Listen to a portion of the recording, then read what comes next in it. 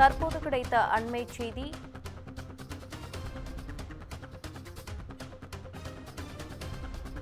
மதுரை பெரியார் பேருந்து நிலையம் அருகே உள்ள தனியார் மகளிர் விடுதியில் தீ விபத்து ஏற்பட்டுள்ளது. இதில் 5 பேருக்கு காயம் ஏற்பட்டுள்ளது. அண்மை செய்தியாக பார்த்துக் கொண்டிருக்கிறோம். விடுதியில் உள்ள குளிர்சாதன பெட்டி வெடித்து தீ விபத்து ஏற்பட்டதாக போலீசார் விசாரணையில் தகவல் வெளிவந்துள்ளது.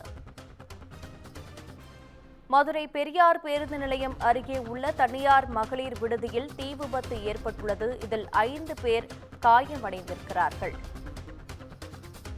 விடுதியில் உள்ள குளிர்சாதன பெட்டி வெடித்து தீ விபத்து ஏற்பட்டதாக போலீசார் விசாரணையில் தகவல் வெளிவந்துள்ளது. இதுகுறித்த கூடுதல் விவரங்களை எமது செய்தியாளர் அருண் வழங்க கேட்கலாம். வணக்கம் அருண், இந்த தீ விபத்தானது எப்படி ஏற்பட்டது? இதில் எவ்வளவு பேருக்கு காயம் ஏற்பட்டுள்ளது? கூடுதல் விவரங்கள் பதிவு பண்ணுங்க. மதுரை பெரியார் பேருந்து நிலையம் அருகே இருக்கக்கூடிய கற்றாப்பாளையம் என்று சொல்லக்கூடிய அந்த தெருப்பகுதியில் செயல்பட்டு வரக்கூடிய விசாகா பெண்கள் தங்கும் தனியார் விடுதியானது அமைந்திருக்கிறது. இன்று அதிகாலை அங்குள்ள அந்த விடுதியில் அமைக்கப்பட்டிருந்த குளிர்சாதன பெட்டியில் திடீரென தீ விபத்தானது ஏற்பட்டு அந்த குளிர்சாதன பெட்டி வெடித்திருக்கிறது. இதில் விடுதியில் உள்ள பொருட்கள் அனைத்தும் தீயில் எரிந்து கருகிய நிலையில் கரும்புகையானது வெளியேறியதால் விடுதியில் தங்கியிருந்த சுமார் 5 பெண்களுக்கு தீக்காயங்கள் ஏற்பட்டதாகவும் தற்போது அவர்கள் மீட்கப்பட்டு மதுரை அரசு ராஜாஜி மருத்துவமனைக்கு சிகிச்சைக்காக அனுப்பி வைக்கப்பட்டிருக்கிறார்கள்.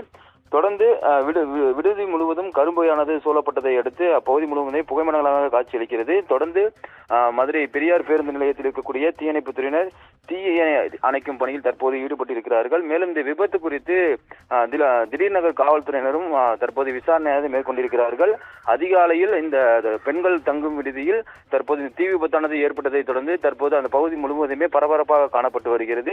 இருப்பினும் இந்த தீ விபத்து எப்படி நடந்தது என்பது குறித்தும் திடீர்நகர் போலீசார் தற்போது விசாரணையானது நடத்தி வருகின்றனர். போலீசாரின் முதற்கட்ட விசாரணையில் குளிர்சாதன பெட்டியில் ஏற்பட்டது தீ விபத்தினால்தான் இந்த தீ விபத்தானது ஏற்பட்டு இருக்கிறது. மேலும் அந்த பகுதியில் இருக்கக்கூடிய மேலும் விடுதியில் தங்கியிருக்கக்கூடிய பெண்களை மீட்கும் பணியிலும் தற்போது காவல்துறையினர் முழு வீச்சில் ஈடுபட்டிருக்கிறார்கள். சோனியா,